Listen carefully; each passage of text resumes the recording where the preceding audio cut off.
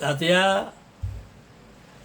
మగవెను గాయపరచుడు ఆయనే, పుట్టుడు ఆయనే, వెలుగును కలిగించేవాడు ఆయనే, చీకటి పుట్టించేవాడు ఆయనే. ఇదంతా ఈ మధ్యన ఏమైందంటే నేను వెళ్ళి నా సమాధి స్థలంలోకి వెళ్ళి ప్రార్థన చేసుకున్నాను. ఏమని? తండ్రి, నేను చనిపోవాలా అని యథార్థం చెప్తున్నా. నేను చనిపోవాలా అని. ఎందుకు సవడం నా వల్ల అవడం లేదు. నేను చనిపోతేనే తప్ప మళ్ళా ఆయన యొక్క పీజుతో తిరిగి లేగడం.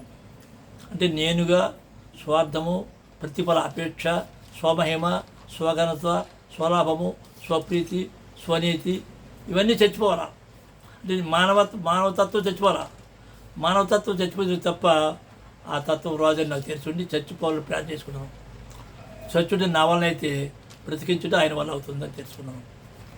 ఖాళీ చేసుకోవడం నా వల్ల అయితే నింపడం ఆయన వల్ల అవుతుంది. ఈ మధ్యన నా దగ్గరే 10 సంవత్సరాలు ఉండడు. ఇదంతా పెరిగినది ఏది మొదలు ఏదో చేసిన అయిపోయింది. డాడీ డాడీ పిలిచాడు. వాడు నోవాడిలోకి వెళ్ళాడు. వెళ్ళి నానా రకాలు చూసేస్తాడు. రకాలు చూసేస్తాడు. వాడు అన్నాడు, నేను చెప్పాను కదా మెసేజ్లో, ఏంటిది? యెషువ ప్రవక్తగా వచ్చినాడు సుమా అని. దానికి రుజువేటి ప్రూఫ్ చేయమన్నాడు. ఒక మాట చెప్తున్నానండి, నాలో కోపాలు, తాపాలు, ఈర్ష్య, జిగప్సన్ని చచ్చినాయి. నేను చచ్చిన వాడిని. సామాన్య చచ్చుడిన అంటే నాకు ఏ బాధ లేదు. కానీ ప్రతిదీ అని అలాగపోతే ఈ మెసేజ్ ఇవ్వని వేళ సాతాను కూడా ఉపకారే కానీ అపకారం మాత్రం కాదు. వాడు సాతాను వల్ల ఉపయోగమే. ఆయన పనిముట్టు, పరలోకం తండ్రి పనిముట్టు. దూషించే వాళ్ళు, నిందించే వాళ్ళు కూడా ఆయన పనిముట్టుగా భావించుకుంటాను నేను. ఆయన పర్మిషన్ లేకుండా ఎవరో ఏం అనలేరు, అయితే చేయలేరు. మత్తయి సువార్త 6:14 చదవండి. మత్తయి సువార్త 6:14 వచనం.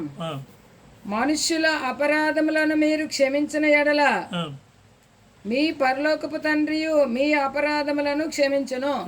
వాడు ఊరి అన్నా, పిచ్చుడన్నా, శపించాడన్నా నాకు ఎటువంటి కోపద్వేషాలు లేవు.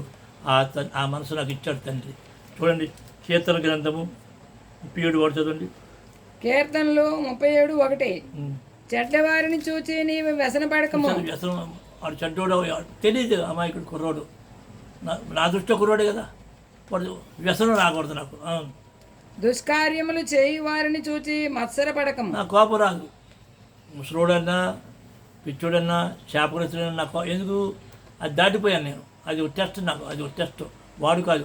వాడు మూలంగా నాకు తండ్రి పరీక్షించడం. అది ముఖ్యమని చెప్తానండి. అయితే వాడికి ధర్మశాస్త్రం తెలియదు. నోవాడిలోకి వెళ్ళాడు కానీ ధర్మశాస్త్రం తెలియదు కదా. ఏది నోవాసిద్ధాంతులు తప్ప మోషే యొక్క ధర్మశాస్త్రం ఏంటో అసలు ధర్మశాస్త్రం వాడికి తెలియదు. నోవాడి ఎవరికి తెలియదు, వీడికి అసలు తెలియదు. చూడండి ఒకసారి, నిజంగా ధర్మశాస్త్రం తెలిస్తే వాడు ఎలా మాట్లాడతాడు, పెద్దల దగ్గర ఎలా ఉంటాడు, వృద్ధుల దగ్గర ఎలా ఉంటాడు చూడండి ఒకసారి చదవండి అమ్మా. యోబు గ్రంథం 12:12. యోబు 12:12 వచనం. వృద్ధుల యొద్ద జ్ఞానమున్నది. ఎవరి దగ్గర జ్ఞానం? వృద్ధుల యొద్ద జ్ఞానం ఉన్నది. వృద్ధుల యొద్ద అనుభవం కదా. ఎన్నో తప్పులు చేశారు, చచ్చి పొందారు, జాగ్రత్త పడ్డారు, చేశారు. అంటే వృద్ధుల దేవుంది జ్ఞానం అందట. లేవీకాండము 19:32 వచనం. మొత్తం 12 చదివామా? అందరూ తెలుసు. వృద్ధుల యొద్ద జ్ఞానం ఉన్నదని చదివాను. యోబు 12:12 మరి ఒకసారి చదవమ్మా. యోబు 12:12 వచనం. వృద్ధుల యొద్ద జ్ఞానమున్నది. వృద్ధుల యొద్ద జ్ఞానం ఉన్నది. దీర్ఘాయువు వలన వివేచన కలుగుచున్నది. వివేచన అని మీరు చెప్పారు. నాకు 83 సంవత్సరాల నుండి ఎన్నో చూసి 45 సంవత్సరాలు సువార్త అనుభవం ఉంది. పడ్డాను, లేచాను, తప్పాను, సరి చేసుకున్నాను. ఇవన్నీ వివేచన ఎందువల్ల? దీర్ఘాయుష్ వల్ల వచ్చింది మాట అర్థం. ఇప్పుడు అందులోనే లేవీకాండం 19:32 చదవమ్మా. లేవీకాండము 19:32 వచనం. తల నెరసిన వాని ఎదుట. చూడండి, తల నెరచిపోయింది చూడండి ఒకసారి. తల నెరిచిన వారి ఎదుట లేచి ముసలివాని ముఖమును ఘనపరిచి నీ దేవునికి భయపడవలను, నేను యెహోవాను. వాడికి భయం లేదు, ధర్మశాస్త్రం తెలియదు కదా. నోవాడికి వాళ్ళకి ధర్మ తెలియదు కదా. అంచేత తెలియక వృద్ధుల ఎదుట, అనుకునే దగ్గర నెత్తిన వాళ్ళ దగ్గర ఎలాగో తెలియక దూషిస్తారు. జారి పడాలా కమ్మపడాలా ఏం పడాలమ్మా? జాలే పడాలి. అది అందులోనే 16:30 వస్తుందండి. సామెతలు 16వ అధ్యాయము 31వ వచనం. నెరసిన వెంట్రుకలు సొగసైన కిరీటము, అది అవి నీతి ప్రవర్తన గలవానికి కలిగి ఉండదు. అది ఎవరికది? నీతి ప్రవర్తన నెరసిన వెంట్రుకలు కావాలని. అంచేత వాళ్ళకి తెలియదు. వాళ్ళకి వాడు కొత్తగా ఇస్లాంలో జాయిన్ అయ్యాడు, క్రైస్తవుల నుంచి ఇస్లాంలో జాయిన్ అయ్యాడు. అతనికి కళామాదలు తెలదు. మహమ్మద్ అంటే ఏంటి, ఎందుకు పుట్టాడో, ఎందుకు చేశాడో, ఎలా చనిపోయాడో ఇవన్నీ తెలియదు. తర్వాత ఈ ఖురాన్ ఎప్పుడు తయారైంది ఇవేం తెలియదు. ఏదో వాడు చెప్పాడు, నమ్మాడు. ఆడు పెడుతుంటాడు. జారిపడాలి, కోపడాలా? జారిపడదు. నాకు ఏ కోపం లేదయ్యా బాబు. నిజంగా నువ్వు ఖురాన్ నమ్మితే అరే ఖురాన్ నమ్మితే ఎక్కడికి వస్తావు? ధర్మశాస్త్రం దగ్గరికి వస్తావు. ధర్మశాస్త్రాన్ని బలపరిచింది ఖురాను, ప్రవక్తలు బలపరిచింది ఖురాను. మరి ప్రవక్తలు ఏం చెప్పి నీకు తెలుదుగా? ధర్మశాస్త్రం ఏం చెప్పి తెలుదుగా? విడివిడి జ్ఞానం చాలా అంటే జారే తప్ప ఆ ముస్లిం కొత్తగా తయారాడే అని మీద నాకు ఏ కోపం లేదు, ఉండదు జారదు. పర్వతానికి స్తోత్రం. చూడండి ఒకసారి. ఎందుకంటే సత్యం అనేది ఎలా ఉంటుంది? సత్యం ఎలా ఉంటుంది? యెషయా 59:14. యెషయా 59వ అధ్యాయము 14వ వచనం. న్యాయమునకు ఆటంకము కలుగుచున్నది. న్యాయం ఎప్పుడైతే నేను న్యాయం మాట్లాడానో, ఎప్పుడైతే వాక్యానుసారం మాట్లాడానో ఏమవుతుంది? ఆటంకం కలుగుచున్నది. ఆటంకం కలుగుతున్నది. నీతి దూరమున నిలిచిచున్నది. అది నాయనా, నీతి దూరముగా వెళ్ళు, నీ దగ్గర కాదు, దూరముగా వెళ్ళాలా. సత్యము సంత వీధిలో పడి ఉన్నది. సత్యము ఎవరు లెక్క చేస్తారా? చెప్పి ఇవాళ క్రైస్తవ మతం అనేది ఉంది. ఒక్కడైనా సరే అరే యెషువా బోధ ఒకటే మార్గం కదా, ఇక్కడ కొన్ని 100 మంది 1000 మంది మార్గాలు ఉన్నాయి కదా అని ఎవడ ఆలోచిస్తుందా?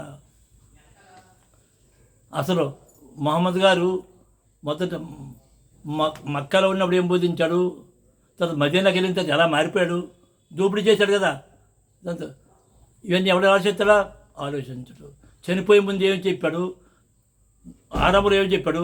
మధ్యలో ఏం చెప్పాడు?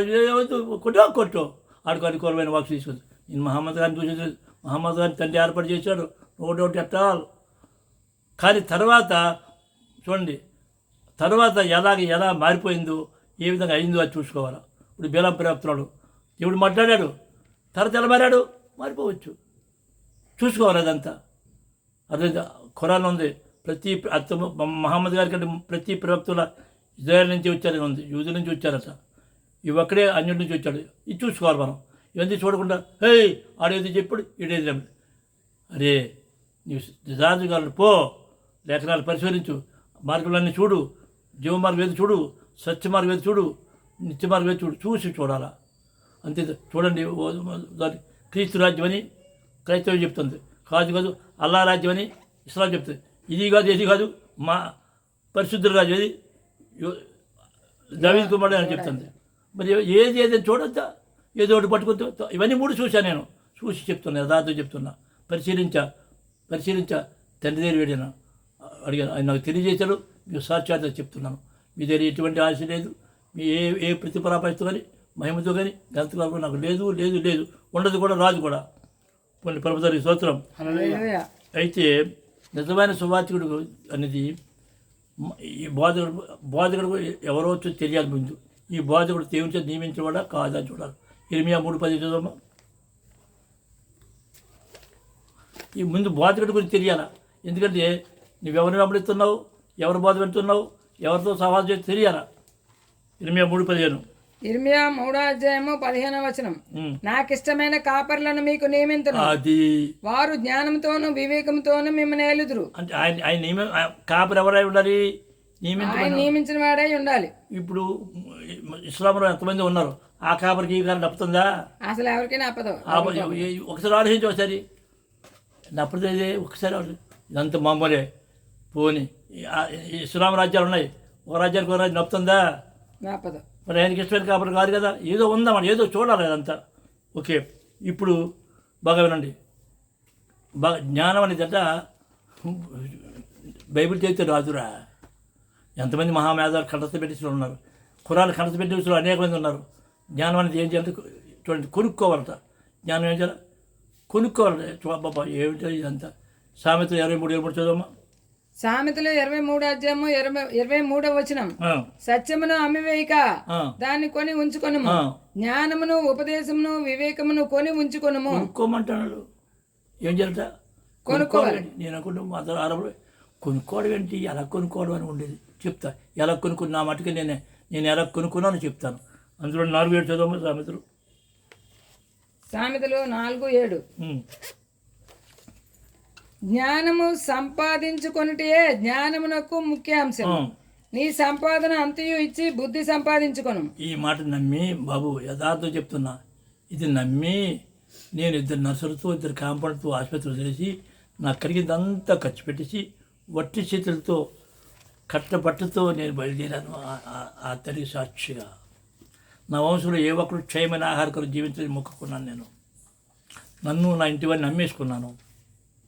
నమ్మండి, నమ్మపండి, ఇది సత్యము. తర్వాత ఎలా పోతుంది, ఆ ఇంటి వారు ఏమవుతుందో నాకు తెలియదు. ఇస్సాకు 2 కొడుకులు ఉన్నారు, ఏమైనా నాకు తెలీదు. అలాగే అబ్రహాం యామన్ కొడుకులు ఉన్నారు, తెలియదు. ఆయన పని ఆయన చేశాడు, నా పని నేను చేశాను అంతవరకు. అందుకని చూడండి ఒకసారి 13:10. సామెతలు 13:20 వచనం. జ్ఞానుల సహవాసము చేయవాడు జ్ఞానము గలవాడగును. అంటే అటువంటి నియమింపబడిన సువార్తికులు ఆయనతో సహవాసం చేయాలి. ఆయన నియమింపబడాలి. ఇతడి నియమించడా, నిజంగా కొనుక్కున్నాడా చూసుకోవాలి. కొనుక్కోవాలి. జ్ఞానాన్ని ఏం చేయాలా? కొనుక్కోవాలి. ఈ నియమింపబడిన వాడినా, తెలిసి ఏర్పాటు చేయబడిన వాడిని ఈ జ్ఞానం చూసుకో. అలా చూసుకోవడం ఇంతేదా. నువ్వు వెంబడిస్తాను వాడిని బట్టే నీకు ఉంటుంది. నీవు అక్రమ ద్వారా నువ్వు వెంబడిస్తే అక్రమంగా పోతావు. జీవితం నియమింపడాలా, ఏర్పాటు చేయబడాలి, అభిషేకపడాలి. మూర్ఖుల సహవాసము చేయవాడు చెడిపోవును. అంతే చూడండి ఒకసారి. మత్తయి గారు కూడా ఏమని చెప్పి 13:44-45 చదవండి. మత్తయి సువార్త 13:44-45 వచనం. పరలోక రాజ్యము పొలములో దాచబడిన ధనమును పోలి ఉన్నది. ఒక మనుషుడు దాన్ని కనుగొని, ఒక మనుషుడు నేనే, నా మటుకు నేనే దాచిపెట్టి అది దొరికిన సంతోషంతో వెళ్ళి తనకు కలిగినది అంతయు అమ్మి ఆ పొలమును కొనును. అదే నమ్మి అమ్మేసుకొని నేను కొనుక్కున్నానని మరొకసారి చెప్తున్నా. 44వ వచనం 13. మరియు పరలోక రాజ్యము మంచి ముత్యములను కొన వెదుకుచున్న వర్తకుని పోలి ఉన్నది. అతడు అమూల్యమైన ఒక ముత్యమును కనుగొని మహిమ చర్యలను కనుగొని పోయి తనకు కలిగినదంతా అమ్మి దాన్ని కొనును. నాది నా వారు నాది సమత్వం అమ్మేసుకొని కొనుక్కోవాలి. వాడు ఈనాడు ప్రవక్తంధ్రాలు కొనుక్కున్నారు, ఇరిమియా కొనుక్కున్నాడు, వాళ్ళంతా కొనుక్కున్నారు. ఎందుకు అంకితం అయిపోయారన్నమాట. వాళ్ళకి ఈ లోకంలో నాది అనేది నా వారు అనేది లేరు, సర్వం ఆయనది అయిపోయింది. అలా కొనుక్కోరు. పరమతండ్రికి స్తోత్రం. అయితే సామెతలు 9:9 చదవండి. సామెతలు 9:9.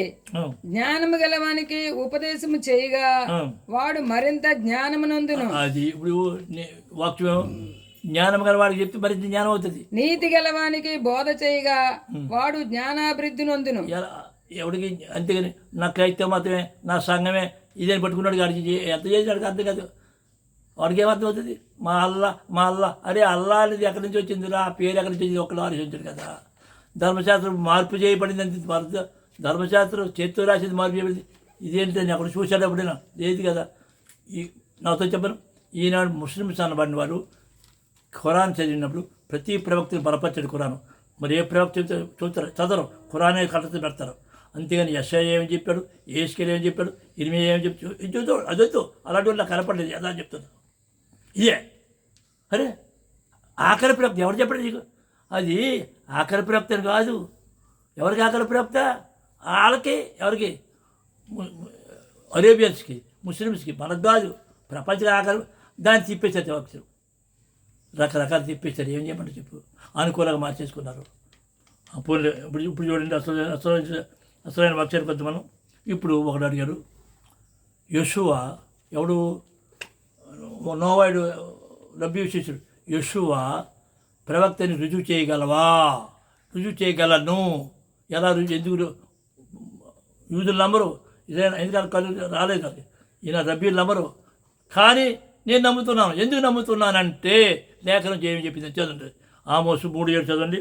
ఆమోసు 3:7 తన సేవకులైన ప్రవక్తలకు తాను సంకల్పించిన దానిని బయలుపరచకుండా ప్రభువైన యెహోవా ఏమీ చేయడు. అది అంటే బాగా ఆలోచన.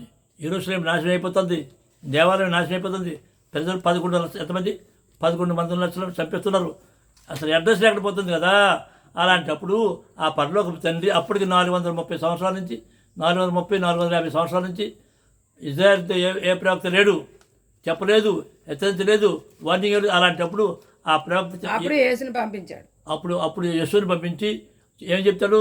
యెరూషలేము నాశనం అయిపోతుంది, పారిపోటు కానీ నిలబడ్డ కానీ చలికాలంలో అక్కడ చూసుకోండి, విశ్రాంతి కాకుండా మరి విశ్రాంతి కాకుండా యెషువ బలపరచాడు కదా. మరి క్రైస్తవులకి ఆదివారం అక్కడి నుంచి వచ్చింది ఏమిటో ఇదంతా ఒక్కసారి ఆలోచిస్తున్నారా? పోనీ ఇలా ఆలోచిస్తారు కదా. ఇందులో చిల్లరి నా శిష్యులను నన్ను వెంబడించిన అనేక మంది 100,000 మంది వెళ్ళిపోయారు, నోవాడి అయిపోయారు, వెళ్ళిపోయారు. ఒక్కడైనా ఆలోచిస్తున్నాడా? వాళ్ళు చెప్పాడు నమ్మడంతే. ఎందుకంటే రబ్బీ కదా. అరే రబ్బీ 2 రకాలు ఉన్నారు రా బాబు, వాళ్ళు కళ్ళు తెరబడేదంటే వాళ్ళు నమ్ముతారా? వాళ్ళ సమయం రాలేదు. పోలే మనకి. అయితే వచ్చాడు ఏంటిది ఆయన తెలియజేయకుండా బయలుపడకుండా, తన సేవకులకు తెలియజేయకుండా ఏ పని చేయడు. ముందు వార్నింగ్ ఇస్తాడు. యెరూషలేము నాశనం అయిపోతుంది కదా, ఆలయం నాశనం అయిపోతుంది కదా, ప్రజలు అయిపోతారు కదా. 2000 సంవత్సరాలు అడ్రస్ పోయి కదా, వార్నింగ్ ఇవ్వాలి వద్దా? ఇవ్వాలి. అయితే ఎన్ని చదవకలేదు.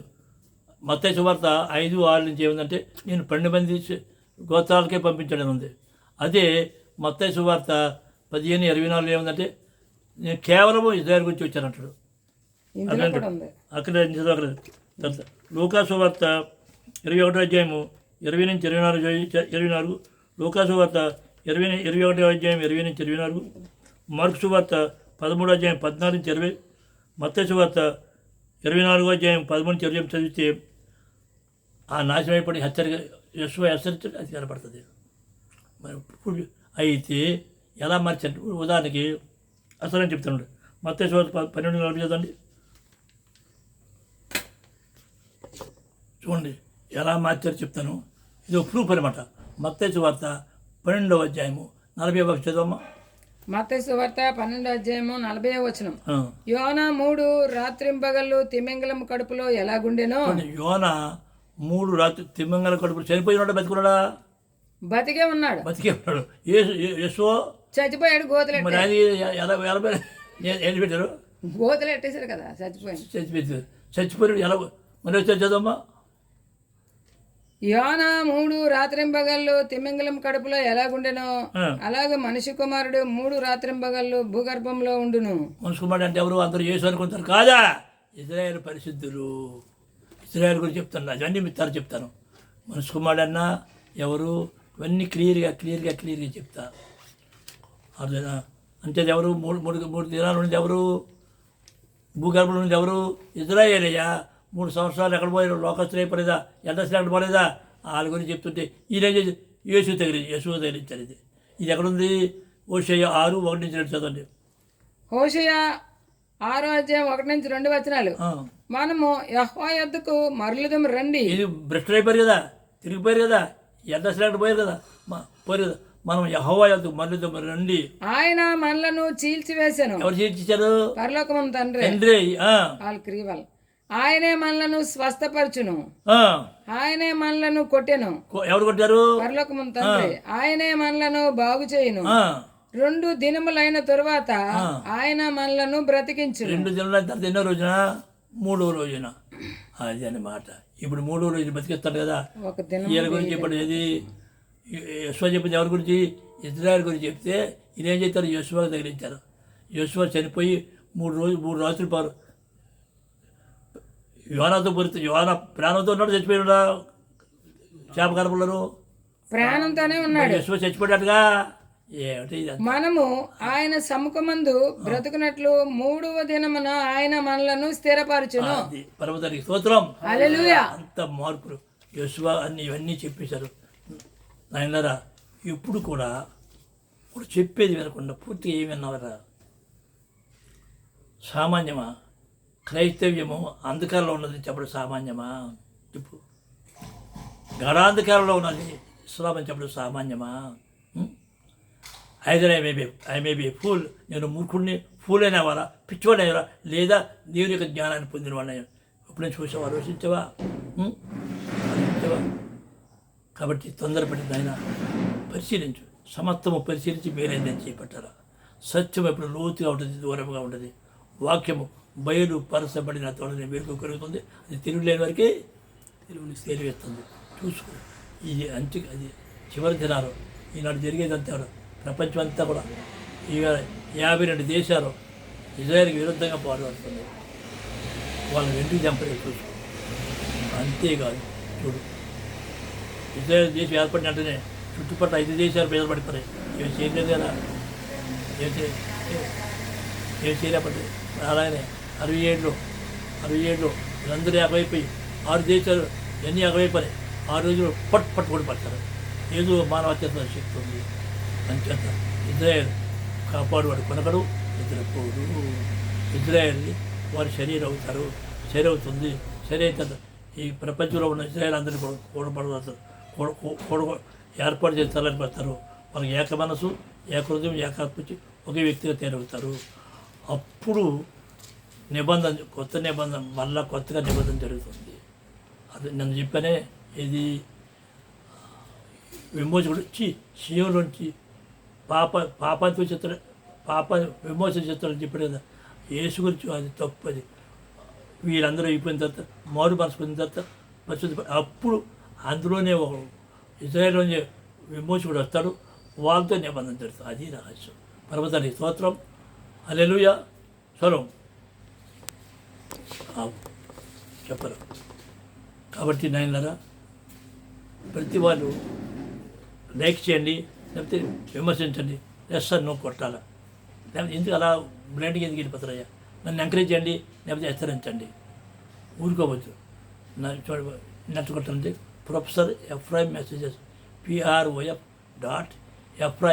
EPHRAYIM messages MESSAGES messages. అది కొట్టండి, వస్తుంది. పర్వతాన్ని స్తోత్రం, హల్లెలూయా, స్వరం.